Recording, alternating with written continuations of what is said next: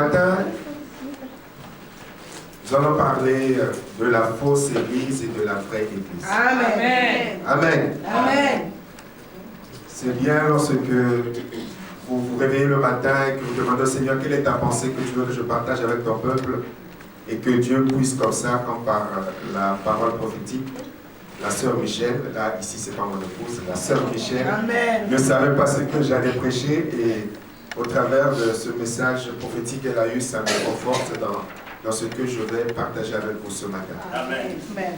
Donc ça veut dire que c'est ce message que Dieu voulait que je puisse partager avec vous. Nous allons parler de la fausse église qui est séduite et qui est dans l'erreur, qui est dans le mensonge, et de la vraie église qui est l'église de Jésus-Christ. Vous savez, lorsque le Seigneur reviendra, nous le savons tous, lorsqu'il viendra, comme le dit la parole de Dieu, il trouvera peu de personnes qui sont prêtes à l'accueillir. Nous allons prendre, comme je vois que c'est enregistré, la dernière fois je ne savais pas, donc je marque un temps de pause, comme ça vous allez bien le couper. Nous allons lire dans 2 Corinthiens chapitre 11 du verset 4 au verset 15. 2 Corinthiens.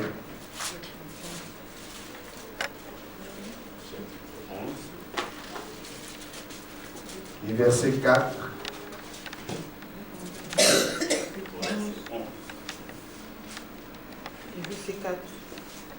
au verset 13. 15. Voilà. Je lis la parole de Dieu au nom de Jésus. Amen. 2 Corinthiens 11, du verset 4 au verset 15. Je lis au nom de Jésus. Amen.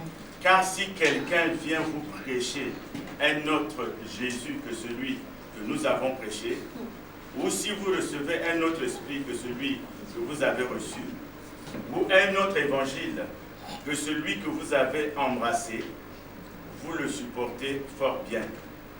Or, j'estime que je n'ai été inférieur en rien à ces apôtres par excellence. Si je suis un ignorant sous le rapport du langage, je ne le suis point sous celui de la connaissance, et nous l'avons montré parmi vous à tous égards et en toutes choses. Ou bien, ai-je commis un péché parce que, m'abaissant moi-même afin que vous puissiez élever, je vous ai annoncé gratuitement l'évangile de Dieu. J'ai dépouillé d'autres églises en recevant d'elles un salaire pour vous servir. Et lorsque j'étais chez vous et que je me suis trouvé dans le besoin, je n'ai été à la charge de personne. Car les frères venus de Macédoine ont pourvu à ce qui me manquait. En toutes choses, je me suis gardé de vous être à charge, et je m'en garderai. Par la vérité de Christ qui est en moi, je déclare que ce sujet de gloire ne me sera pas enlevé dans les contrées de l'Achaïe. Verset 11. Pourquoi? Parce que je ne vous aime pas, Dieu le sait. Verset 12. Mais j'ai agi et j'agirai de la sorte pour ôter ce prétexte à ceux qui cherchent un prétexte afin qu'ils soient trouvés tels que nous dans les choses dont ils se glorifient. Verset 13. Ces hommes-là sont des faux apôtres, des ouvriers trompeurs, déguisés en apôtres de Christ. Verset 14. Et cela n'est pas étonnant puisque Satan lui-même se déguise en ange de lumière. Verset 15. Il n'est donc pas étrange que ces ministres aussi se déguisent en ministres de justice. Leur fin sera selon leur œuvre. Amen.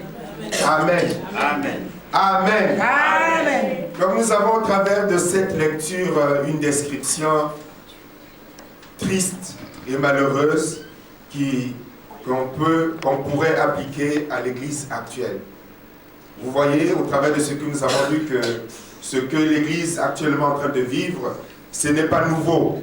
C'est une situation d'Église, c'est une situation spirituelle dans laquelle depuis très très longtemps, une réalité dans laquelle depuis très très longtemps que le christianisme a été touché. Donc là, il est question de l'église de Corinthe. L'église de Corinthe qui avait été, que Dieu avait fait lever au travers du ministère de l'apôtre Paul et de son équipe. Donc par la grâce de Dieu, l'apôtre Paul est parti évangéliser et une église est née. Une église qui a grandi, mais malheureusement, comme dans beaucoup d'églises, une église qui après a changé de visage, a changé de comportement spirituel. Je voudrais rappeler que lorsque vous lisez le premier chapitre du livre de Corinthe, l'apôtre Paul, en parlant de l'église, leur dit qu'il ne leur manque aucun don, aucun ministère, dans l'attente dans laquelle cette église était du retour de Jésus-Christ. Donc c'est une église, on va dire, qui avait presque tous les dons spirituels. L'église de Corinthe était une église qui certainement avait tous les ministères possibles. Mais l'église de Corinthe également, pour vous qui connaissez votre Bible, est l'église dans laquelle on trouve aussi le désordre le plus extraordinaire. Au point même qu'il va leur dire qu'il se passe chez vous des scandales, que même chez les païens, on ne voit pas ce genre de choses. Donc c'est une église qui était bénie, on va dire, par rapport aux dons spirituels, mais c'est une église qui va se retrouver dans un désordre spirituel inacceptable et incompréhensible. Et l'apôtre Paul va leur écrire. Il va leur dire, comme nous l'avons lu tout à l'heure, si quelqu'un vient vous annoncer un autre Jésus que celui que nous avons prêché, vous le supportez fort bien. Vous supportez bien aussi de recevoir un autre esprit que celui que vous avez reçu ou un autre évangile que celui que vous avez accepté. Donc l'apôtre Paul va leur donner une révélation, je crois, qui s'applique aussi pour l'Église des derniers temps. Vous savez qu'actuellement nous vivons une période annonciatrice du retour de Jésus. Amen. Amen. Je ne suis pas en train de dire que Jésus va revenir tout de suite. Nous sommes en train, le Seigneur Jésus a dit, lorsque vous commencerez à voir ces événements, ces situations ou ces circonstances, c'est juste le commencement. Amen. Jésus ne va pas revenir dimanche prochain. On n'a pas encore atteint la... Il faut être spirituel aussi, parce que certains disent, ah, avec ce que nous vivons, Jésus va revenir très très bientôt. Oui, bon, la Bible dit qu'il va revenir très bientôt, ça fait des siècles qu'on attend. Amen. Amen. Mais ce ne sont que les débuts, parce que la situation spirituelle de l'Église et du monde va devenir encore pire. Ce que nous voyons là, c'est zéro. Ça va devenir pire. Et dans les avertissements de la Bible, il faut s'attendre à ce que la Bible nous dit dans Thessaloniciens, que dans l'Église, le diable puisse être intronisé. Nous assistons juste au commencement de ces choses. Ce ne sont que le commencement, mais ces choses vont arriver où le diable, où les pratiques démoniaques vont être complètement intronisées et Dieu va être mis de côté au travers de la pensée unique, au travers du nouvel ordre mondial. Donc l'apôtre Paul, pour revenir à notre sujet, l'apôtre Paul va dire à l'Église que si quelqu'un vient vous annoncer un autre Jésus, donc tout ce que nous avons lu, c'est un avertissement pour toi, c'est un avertissement pour nous également, les prédicateurs. Amen. À savoir que finalement, dans une église, on peut prêcher un autre Jésus. Amen. On est d'accord? On peut prêcher un autre Jésus. Ce n'est pas parce que le nom de Jésus est utilisé que le Jésus dont il est question, c'est le véritable Jésus-Christ de Nazareth, mort à la croix et ressuscité. Amen. Amen. Donc tout le monde, même dans les sectes, je ne citerai pas de nom pour ne pas les honorer, même dans certaines sectes, quand vous arrivez, ils ont leur livre ou leur fausse Bible dans lequel il est écrit Jésus. Ceux qui ont voulu chasser les démons, les fils de Séva, ont également parlé de Jésus. Mais les démons leur ont dit, mais nous on connaît Paul, mais vous là, même si vous utilisez le nom de Jésus, les démons les ont chicotés, les ont même dénudés. Donc ce n'est pas parce que quelqu'un va avoir le nom de Jésus-Christ dans sa bouche, ce n'est pas parce qu'un prédicateur va avoir le nom de Jésus dans sa bouche, ou ce n'est pas parce que quelqu'un va même dire une prophétie en disant Jésus. Vous savez, il y a certaines personnes, lorsqu'ils commencent leur prophétie, c'est Jésus, Jésus, Jésus, Jésus, Jésus, Jésus, pour que tout le monde puisse penser que ce qui va être dit forcément vient de Dieu. Amen. Amen. Donc on peut prêcher un autre Jésus-Christ. Et actuellement, dans plusieurs églises, c'est ce qui se passe. Les gens, les prédicateurs, les prophètes, les docteurs viennent vous annoncer un Jésus, mais pour celui qui ne connaît pas la Bible, il ne va pas réaliser que le Jésus dont il est question, le Jésus qui est utilisé pour faire de faux miracles, on va dire des miracles, le Jésus qui est utilisé pour faire des révélations, le Jésus qui est utilisé pour faire des prophéties, ce n'est pas le vrai Jésus-Christ de Nazareth. Amen. Ce n'est pas le vrai Jésus-Christ de Nazareth. Et actuellement, nous assistons à ce déferlement où on voit des faux serviteurs de Dieu utiliser le nom de Jésus et les gens se précipitent. L'église n'est pas vide comme ça, l'église est remplie. Je parle de l'église, je ne parle pas de la vraie église, parce que la véritable église va être vide comme ça. Le Seigneur Jésus a dit que dans les derniers temps, il y aura peu de personnes qui ont la foi. Amen. Amen. Et que là où on prêche la vérité, l'église n'est pas remplie. Là où vous prêchez le véritable évangile, l'église n'est pas remplie. Et dans les derniers temps, les véritables églises ne seront pas des églises remplies. Ce seront certainement des petites églises où les gens cherchent réellement la vérité. Vous et moi, nous pensons que la plupart d'entre vous qui êtes ici, ce n'est pas votre première église pour la grande majorité. Et nous avons tous fait cette expérience que les églises où il y a des faux serviteurs de Dieu, il y a des serviteurs du diable, ce sont des églises qui attirent la foule. Comme je l'avais dit la dernière fois que j'avais prêché ici, on le voit sur le net. Et donc mon message de ce matin que Dieu voudrait nous partager, c'est ce qui a été dit aussi prophétiquement, c'est un appel au discernement. C'est un appel à la vigilance. Amen. Les temps sont mauvais, les temps sont durs. Et tout le monde aujourd'hui se lève pour se dire, je suis serviteur de Dieu. Tout le monde se lève aujourd'hui pour dire, je suis docteur. Tout le monde se lève aujourd'hui pour dire, je suis prophète. Mais la Bible nous annonce, nous avertit, ce n'est pas nouveau, qu'on peut prêcher un autre Jésus-Christ que le Jésus de la Bible. Et que ce n'est pas parce que quelqu'un va vous dire Jésus, Jésus, Jésus, que vous allez dire forcément c'est un serviteur de Dieu, c'est une servante de Dieu, c'est un chrétien ou c'est une chrétienne. L'apôtre Paul écrit à l'église. Qu'est-ce qui s'est passé? Le peuple certainement ne voulait plus la vérité. L'apôtre Paul est parti continuer sa mission évangélique. L'église de Corinthe a grandi et l'église de Corinthe a commencé à inviter des super, comme l'apôtre Paul va les appeler, des super apôtres, des grands serviteurs de Dieu, de renom. Beaucoup de pasteurs maintenant, lorsqu'ils commencent une église, pour que l'église soit remplie, ils invitent ce genre de grands serviteurs de Dieu. Ceux qui vont venir faire des miracles, ceux qui vont venir faire des prophéties, ceux qui vont venir faire des révélations. Ce sont ceux-là qui sont invités parce qu'il faut que l'église remplisse. C'est ce qui s'est passé à Corinthe. Ils vont commencer à les inviter, ces super apôtres, comme il va le dire. L'apôtre va dire, j'estime cependant n'être en rien inférieur à ces super apôtres. Ça veut dire que c'est des gens, après, quand vous lisez l'histoire de l'église à Corinthe, ce sont des gens après que l'église, les chrétiens vont être capables de dire, mais nous on est de ceci, nous on est de cela. Et ils vont même commencer à dénigrer l'apôtre Paul. Ils vont commencer à élever ces super apôtres. Et l'apôtre Paul va leur dire non. Et il va même leur dire une chose terrible, fatidique, je crois que le pasteur l'a lu. Ces hommes-là sont des faux apôtres. Il va écrire à l'église. Et il faut que l'église le sache, que l'église soit capable de discerner. L'apôtre Paul va dire, ce sont des faux apôtres, je crois versets 13 et 15, ce sont des faux apôtres, des ouvriers malhonnêtes déguisés en apôtres de Christ. Cela n'est pas étonnant puisque Satan, leur maître également, se déguise en ange de lumière.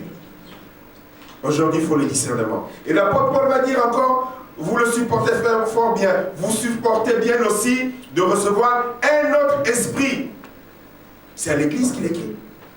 Amen. Amen. Ça veut dire que non seulement on va te prêcher un autre Jésus, mais pire encore, tu peux recevoir un autre esprit que le Saint-Esprit. Tu peux recevoir un autre esprit que le Saint-Esprit. Dernière, il y a une vidéo qui est en train de faire fureur ces derniers temps. C'est cette vidéo où on voit, pour ceux qui sont sur le net, cette vidéo où on voit des femmes et des hommes venir à genoux derrière un faux serviteur de Dieu. Avec ses pratiques occultes, donc les gens arrivent à genoux, le suivent comme si c'était des chiens. Si vous l'avez vu. Qui suivent comme si c'était des chiens. Mais ce sont des esprits qui sont soumis à l'esprit de ce faux serviteur de Dieu. Donc tu peux recevoir un esprit par l'imposition de main. Celui qui a le pouvoir maléfique va être capable de manipuler l'esprit qu'il a mis en toi. Lui, il a l'esprit, pour vous donner une image, vous connaissez cette parabole du Seigneur Jésus, lorsqu'il dit que lorsqu'un esprit sort d'une personne, cet esprit est prêt à aller chercher 7 autres esprits plus puissants pour revenir. C'est-à-dire qu'il va aller chercher des esprits plus puissants qui vont se soumettre, auxquels il va se soumettre. Donc, ces gens qui ont des pouvoirs maléfiques ou des faux dons spirituels, ils ont des capacités spirituelles. L'esprit, le démon qui est en eux, c'est le démon supérieur auquel va être soumis les petits démons qu'ils vont distribuer dans leur église. Et donc à partir de là, s'il te dit dénude-toi, tu vas te dénuder. S'il te dit à genoux, tu vas te mettre à genoux. S'il te dit fais ceci, après tu tombes sous la manipulation. Pour utiliser le bon terme, tu vas être sous la domination. Parce que la personne t'a imposé la main. C'est pour cela qu'il ne faut pas laisser n'importe qui entre vous imposer la main. Amen. Amen. Il ne faut pas laisser n'importe qui vous imposer la main. Comme s'il ne faut pas aller n'importe où. Parce qu'il suffit que la personne mette cet esprit sur toi, après, il te manipule. Une manipulation terrible. Où tu ne peux plus faire ce que tu veux. Et au point même de pouvoir détruire ton foyer. Te faire, je crois que peut-être parmi vous, vous avez la connaissance des personnes qui sont plutôt instruites, mais dont le pasteur arrive à faire des choses incroyables. À détruire le foyer. Et puis tu dis, mais comment est-ce que le pasteur ou le prophète a une telle autorité sur la personne? Mais parce que l'esprit qu'il a mis dans cette personne est soumis à ce pasteur. Si c'est à minuit que le pasteur appelle, la femme va venir à minuit. Et s'il arrive à manipuler l'homme et la femme, c'est même dans certaines églises où le pasteur sort avec la femme d'une personne mariée, mais le monsieur ne peut rien dire. Rien dire. Parce qu'il est sous la domination. Et c'est comme ça que vous avez des églises, comme je l'avais dit la dernière fois, où tout le monde sait que le prophète ou le pasteur ou le leader sort avec les sœurs de l'église, mais l'église, personne ne va réagir. Pourquoi? Parce que cette église est sous la domination de ce leader. Donc ce qui est expliqué là. Donc l'esprit qui dirige cette fausse église, l'esprit qui oriente les choses dans cette fausse église, l'esprit qui inspire les dons spirituels dans cette fausse église, c'est ce démon qui dirige et qui contrôle. Donc l'église, le peuple de Dieu, doit être un peuple instruit qui prenne conscience que tu peux recevoir un autre esprit que le Saint-Esprit. Amen. Amen. Et que ce n'est pas parce qu'il y a des miracles qui sont faits quelque part que forcément Dieu est là-dedans. Amen. Amen. Souvent, vous me restez dans une petite église comme ça, où tu instruis de la vraie parole. Je vais intervenir là-dessus après le troisième point. Où tu reçois la vraie parole, plutôt que d'aller dans un endroit où tu entends que les gens qui tombent, les gens qui ruminent, les gens qui font les singes, les gens qui font le chien, les gens qui sont comme des morts vivants quand vous regardez les vidéos. Ça, ce n'est pas du cinéma, c'est l'esprit qui est là, qui est en eux. Et le leader leur fait faire n'importe quoi. Amen. N'importe quoi. Nous devons être instruits par rapport à cela. Et l'apôtre Paul va dire encore, ou si vous recevez un autre évangile que vous avez accepté. Amen. Amen. Trois choses. Troisième chose. Un autre évangile. Ça, c'est toute la tactique du diable. J'ai écrit que la véritable église, elle est divine, elle est spirituelle et elle est sainte. Et la fausse église, elle est diabolique. Je reprends. Que la vraie église, elle est divine, elle est spirituelle, elle est sainte. Que la fausse église, elle est diabolique, elle est charnelle et elle est mondaine. Donc, avec des faux serviteurs, avec un faux Dieu, des faux serviteurs de Dieu, de faux Jésus-Christ, un faux évangile et un faux Saint-Esprit. Toute la tactique mensongère du diable.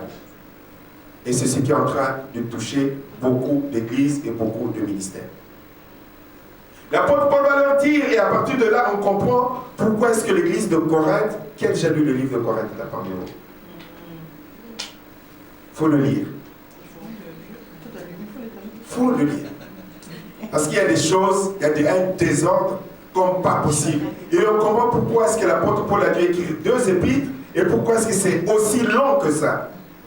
Un désordre qui était rentré comme pas possible. Et on le comprend lorsque l'apôtre Paul dit, mais vous avez reçu également, quelqu'un vient vous prêcher un autre évangile et vous acceptez. Quel évangile vous avez reçu? Amen. Amen. J'aimerais bien vous poser cette question. Quel genre d'évangile vous avez reçu? Quel évangile? L'évangile de Jésus-Christ conduit à la nouvelle naissance. Amen. Amen. C'est que c'est l'évangile de Jésus-Christ que j'ai reçu. Amen. L'évangile de Jésus conduit à la nouvelle naissance. Nous allons voir en détail tout à l'heure. Mais le faux évangile vous conduit à la prospérité, vous conduit à de fausses bénédictions, vous conduit au matérialisme, vous conduit à la mondanité, vous conduit aux choses futiles, à la gloire humaine. Le vrai évangile de Jésus-Christ te conduit à la nouvelle naissance. Dieu va dire par l'apôtre Paul, ce que Dieu veut, c'est dans 1 Thessaloniciens, ce que Dieu veut, c'est votre Cœur. sanctification. De quoi? C'est dans, si je le retrouve dans 2 Thessaloniciens, dans 1 Thessaloniciens chapitre 4, verset 3. Ce que Dieu veut, c'est votre sanctification. Et sans laquelle, la sanctification, sans laquelle personne ne verra Dieu. Amen. Amen. L'évangile de Jésus, je ne sais pas si je l'avais abordé la dernière fois que j'étais là, nous accorde 3 victoires principales. 3. Et c'est comme ça que vous allez identifier si la personne prêche le vrai évangile de Jésus, si tu as reçu le véritable évangile de Jésus. Les 3 victoires, il n'y a pas longtemps nous avons célébré la Pâque, les 3 victoires de l'évangile de Jésus. C'est la victoire sur la mort, juste, sur le péché et sur.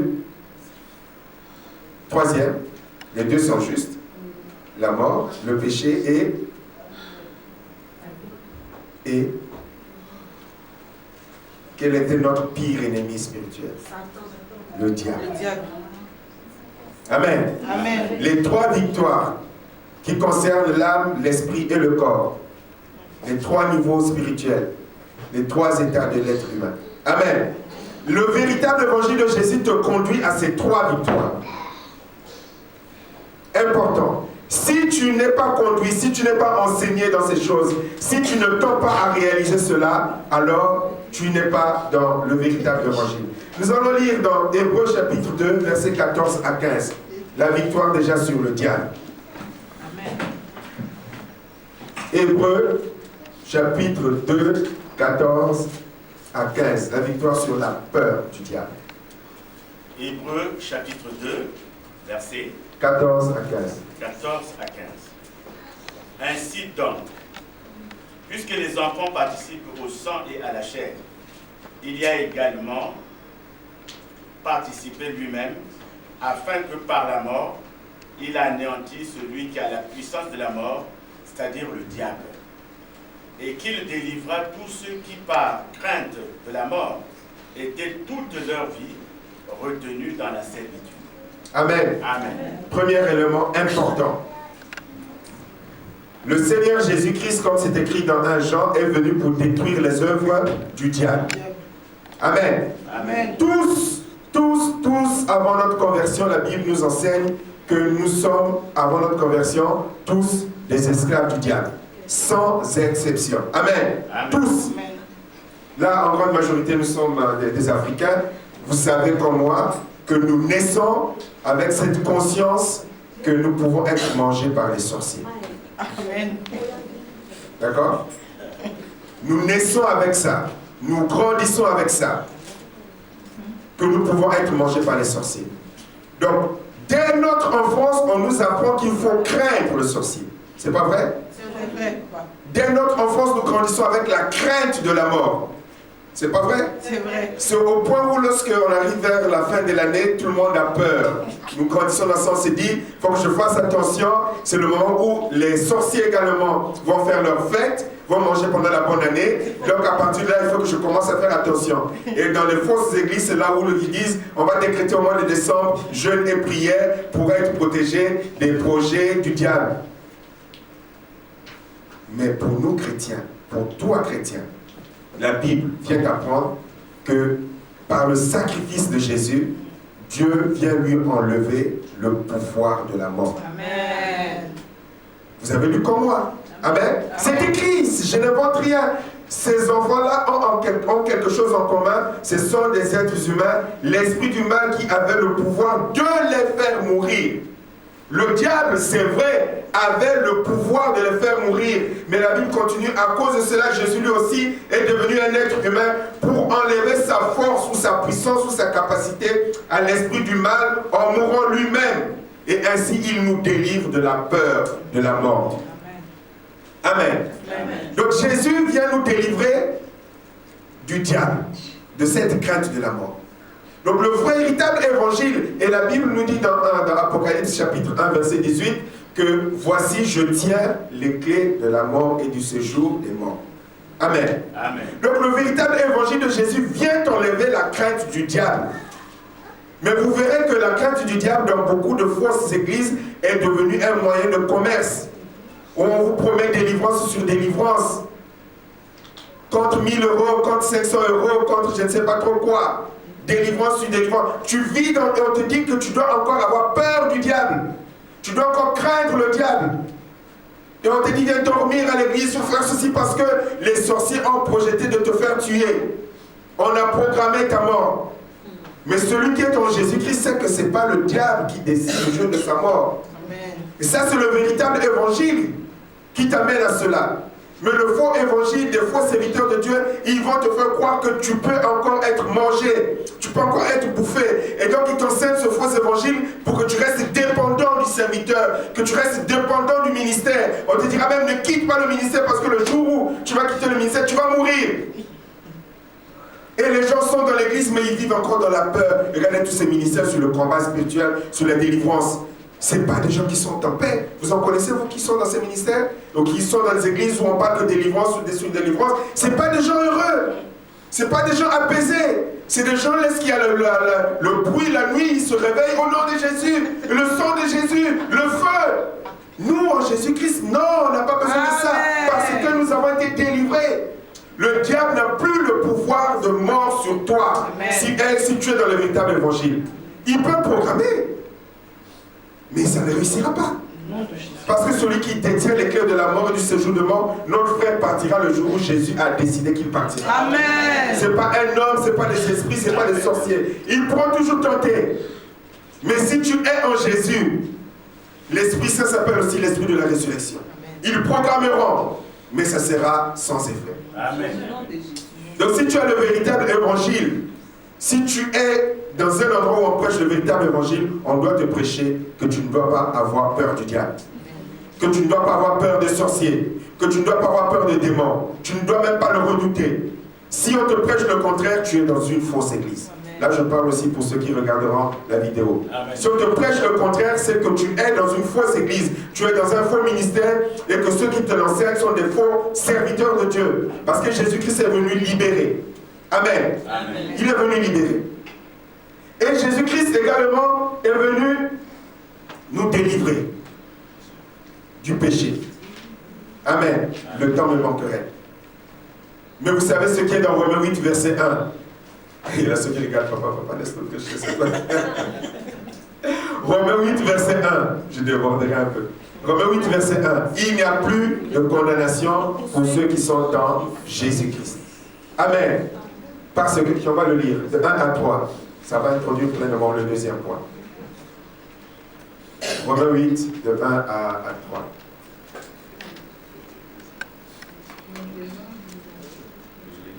Oui, s'il te plaît.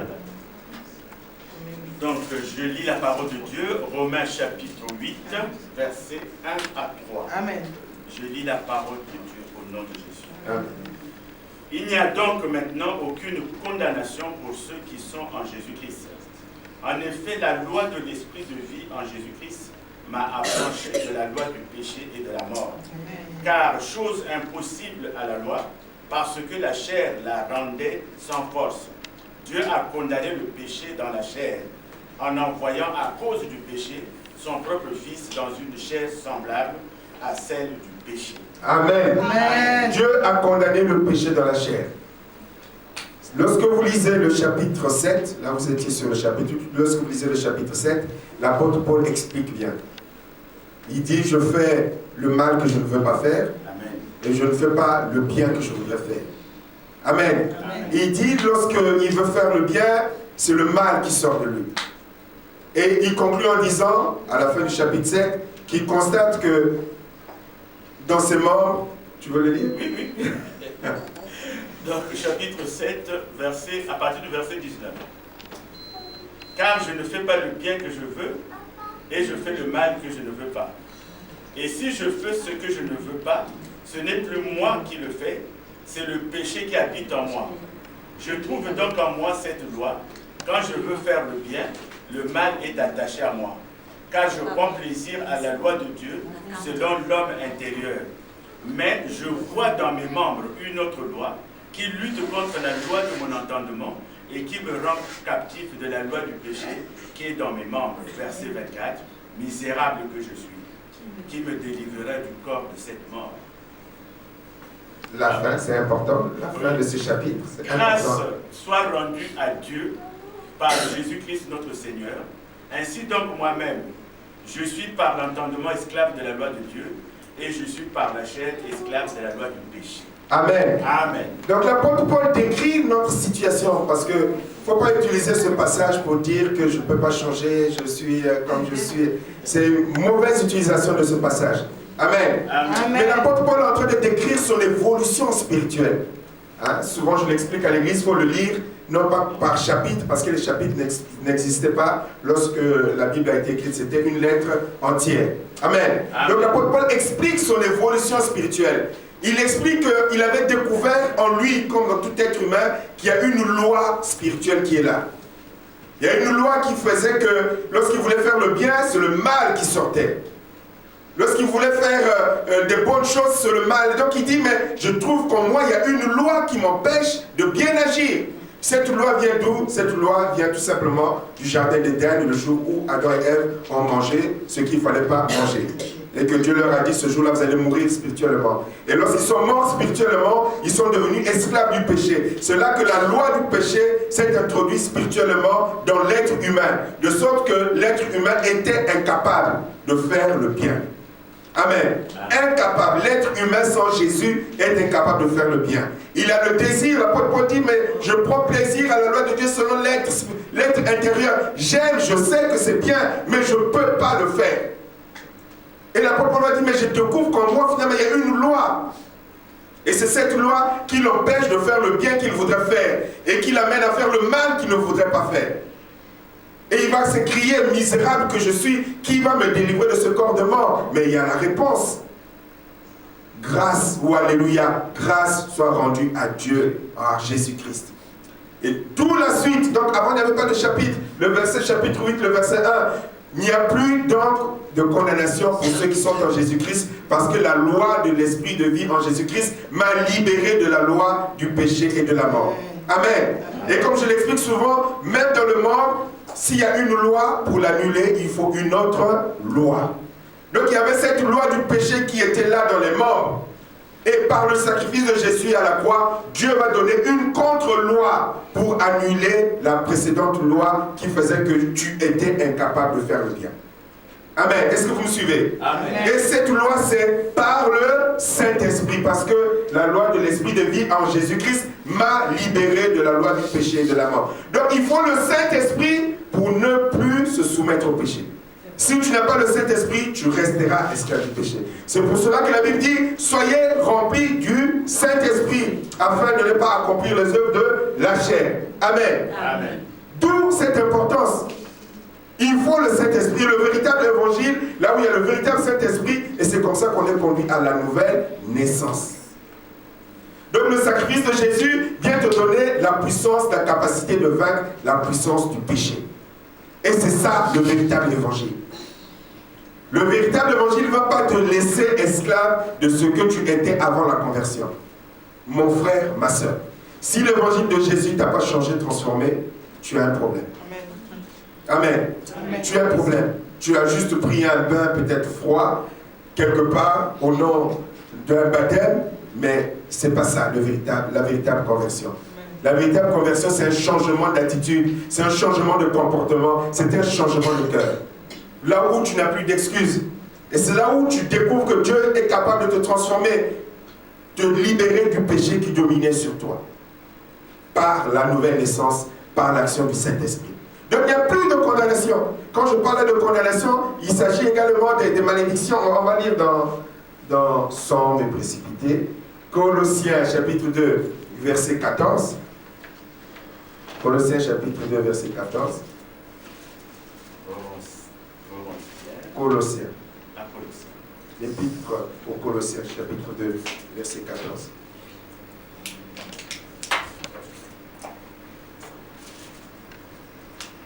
Colossiens, chapitre 2, à partir du verset 14. Je lis la parole de Dieu, Colossiens, chapitre 2, à partir du verset 14. Il a effacé l'acte dont les ordonnances nous condamnaient et qui subsistait contre nous. Et il a détruit en le clouant à la croix. Amen. Amen. Amen. Ça, c'est l'évangile de Jésus. Amen. C'est l'évangile de Jésus. Il n'y a plus de condamnation. Vous allez dans les endroits où on vous dit, même si tu es chrétien, tu es encore sous la malédiction. Amen. Amen. Tu es encore sous la malédiction parce que tes parents, ton papa, ta maman, ton machin, t'ont dit, a parlé, a. Mais la Bible dit que quel que soit ce qui a été dans ton passé, il a effacé l'acte dont les ordonnances nous condamnaient. Amen. Il a effacé. J'explique souvent à l'église que la pire des malédictions, la malédiction la plus pire, si on peut s'exprimer ainsi, c'est la malédiction d'Adam et Ève. Nous sommes tombés dans la malédiction à cause du péché d'Adam et Ève. C'est parce qu'il y a eu la malédiction d'Adam et Ève que nous nous sommes retrouvés également sous la malédiction. Amen. Amen. Et c'est cette malédiction d'Adam et Ève qui a produit les petites malédictions familiales. Amen. Amen. Je voudrais que vous me compreniez bien. C'est cette malédiction, grand M, qui a produit les petites malédictions, petit M. C'est comme le sida. Vous savez, lorsque quelqu'un est sidéen, il y a plusieurs autres maladies qui se manifestent. Mais une fois que la personne est guérie du sida, les autres maladies qui l'entouraient disparaissent. C'est pareil. Dieu, par le sacrifice de Jésus, est venu régler le problème de la malédiction d'Adam et Ève. Donc, on n'a pas besoin d'être intelligent pour ça. Si la malédiction principale qui produisait les petites malédictions est réglée, les petites malédictions aussi sont réglées. Est-ce qu'on a besoin d'être à l'université pour comprendre ça? Plus de condamnation sont réglées. Et c'est pour ça que la Bible dit que lorsque quelqu'un est en Christ, il est une nouvelle créature. Et cette nouvelle créature n'est plus dans la malédiction de papa. Amen. Il n'est plus dans la malédiction de ceux qui sont nés à Yamoussoukro, pour parler de ma soeur qui vient de la Côte d'Ivoire. Amen. C'est fini. Tu dis, non, je ne suis plus de Yamoussoukro, je suis citoyen ou citoyenne des cieux. Amen. Et cette nouvelle personne en Jésus-Christ n'est plus sous la malédiction. Amen. Ça, c'est ce que le véritable évangile enseigne. Amen. En Jésus-Christ. Mais de faux évangiles vont vous enseigner autre chose. Vont te dire, tu n'es pas marié, ah peut-être qu'il faut qu'on voit, tu es toujours malade, peut-être que votre pasteur le jour de l'église, du culte, les pauvres sont venus le chercher, ah si tu ne faut plus aller dans cette église-là, il y a un truc bizarre. Non. Amen. Amen. Non. Même le Seigneur Jésus dans la barque, la tempête a attaqué. C'était pas Jésus-Christ. Amen. Amen. C'était Jésus-Christ. Mais la tempête a quand même attaqué. Mais après, on se relève. Et on prend autorité au nom de Jésus. Amen. Et le dimanche d'après, on est là. Amen. Amen. Amen. Les pompiers, on les laisse dormir. Amen. Amen. Donc ça, c'est le véritable évangile. C'est pour cela que la Bible, le Seigneur Jésus a dit que si vous demeurez dans ma parole, je crois que c'est dans Jean chapitre 8, verset 32 de mémoire, si vous demeurez dans ma parole et que mes paroles... Non, non, pas ça. Ça, c'est un autre verset qui allait sortir. Il disait, si vous demeurez dans ma parole, vous connaîtrez la vérité et la vérité vous rendra libre. Amen. J'étais en train de citer dans ma tête peut-être pour quelqu'un d'autre. Si vous demeurez dans ma parole, demandez ce que vous voudrez, cela vous sera accordé. Mais ce n'est pas de ça que je voulais parler. Amen. Amen. Vous connaîtrez la vérité et la vérité vous rendra libre. Amen. C'est bien ça, Jean 8, 32, parce que... Jean 8, 32. Voilà. Vous connaîtrez la vérité et la vérité vous rendra libre. Donc le véritable évangile de Jésus nous rend libres. Nous rend libres. Amen. Tu n'es plus obligé de faire ou de commettre le péché que tu commets. Tu n'es plus obligé de vivre dans la peur de je ne sais trop quoi. Tu n'es plus obligé de craindre je ne sais trop quoi. Ça, c'est le véritable évangile de Jésus-Christ. Et si on ne t'enseigne pas cela pour que tu sois libre, tu es donc dans une fausse église, avec des faux serviteurs de Dieu. Amen. Amen. Et c'est ce qui est arrivé à l'église de Corinthe. Et l'apôtre Paul va vraiment s'en plaindre. Il leur dit, mais c'est pas possible. Ça va arriver à l'église de Corinthe, ça va arriver aussi à l'église de Galate. Tu vas leur dire, mais Galate, dépourvu de sens, qui vous a ensorcelé? Ou quel est le sorcier qui est venu agir? Parce que parfois, les prédicateurs viennent, les gens viennent enseigner, mais l'esprit qui est derrière, comme disait la prophétie, ce n'est pas l'esprit de Dieu. Ce n'est pas Jésus-Christ. Au lieu d'amener les gens à la délivrance, d'amener les gens à la véritable liberté, ça amène les gens encore à être esclaves. Mais Dieu voudrait que nous puissions, que vous soyez capables d'exercer le discernement pour connaître quelle est la vraie église. La vraie église qui prêche le véritable évangile, qui amène le véritable Saint-Esprit, et le Saint-Esprit conduit dans la sainteté. Amen. Amen. C'est pas normal des gens qui vous disent qu'ils ont le Saint-Esprit, qu'ils sont remplis de le Saint-Esprit, qu'ils puissent vivre dans une vie de désordre. C'est pas possible. Amen. C'est pas possible. C'est inacceptable. Celui qui est rempli du Saint-Esprit produit, comme je l'avais dit, je crois, la dernière fois, le fruit du Saint-Esprit. Produit le fruit du Saint-Esprit. Et le Seigneur va dire de prendre garde pour discerner. Et comment est-ce qu'on les reconnaîtra? On les reconnaîtra à leurs fruits. L'heure est venue, c'est dans Matthieu chapitre 7, à partir du verset 15 et 16. Faites attention aux faux prophètes. Ils viennent à vous habillés. Quand on parle de prophète, ce n'est pas forcément celui qui parle la prophétie, c'est celui qui vient, qui croit parler au nom de Dieu. C'est ça la prophétie. Amen. Au nom de Dieu. Je t'ai dit, bon voilà, Dieu m'a dit que d'une manière ou d'une autre. Faites attention aux faux prophètes. Ils viennent à vous habillés avec des peaux de mouton, mais au-dedans, ce sont des loups féroces. Vous les reconnaîtrez en voyant ce qu'ils font ou à leurs fruits. Amen. L'heure est venue et grave spirituellement où nous devons nous établir une règle de discernement. Si tu dis que tu es serviteur de Dieu, si tu dis que tu es chrétien, si tu dis que tu es enfant de Dieu, c'est par ton fruit qu'on va le voir. Pas que par tes déclarations. Tout le monde peut déclarer. Même le diable peut déclarer être de Dieu. Mais le fruit, comme je l'avais dit la dernière fois, ça, le fruit du Saint-Esprit, même les démons ne peuvent pas faire semblant d'en avoir. Amen. Amen. Parce que quelqu'un qui est charnel ne peut pas être patient. Quelqu'un qui est charnel ne peut pas avoir l'amour. Quelqu'un qui est patient, qui est charnel, ne peut pas avoir la maîtrise de soi. Amen. Il ne peut pas avoir la douceur, il ne peut pas avoir la bénignité, il ne peut pas avoir la fidélité. Il va être infidèle, il va être déloyaux, il va être ingrat, il va être méchant, il va être colérique, il va être nerveux. Le fruit du Saint-Esprit, on ne peut pas faire semblant d'en avoir. Amen. Amen. On ne peut pas. Quand je dis on ne peut pas faire semblant, devant les fêtes, tu peux jouer le doux, la douce, mais le jour où on va te marcher dessus, c'est là où on va voir que tu faisais que semblant. Amen. Tu faisais que semblant. C'est de ça que je parle. Je ne parle pas là, dans l'église, on est tous d'où la plus manière ou le plus. Mais quand en circonstance, c'est là où on voit. Et c'est là que personne, même le diable, ne peut pas mimer, ne peut pas faire semblant d'avoir le fruit du Saint-Esprit. Mais il faut exercer le discernement. Amen. Amen. Exercer le discernement.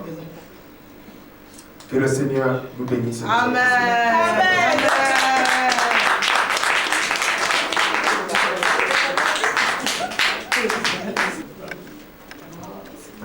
Alléluia. Amen.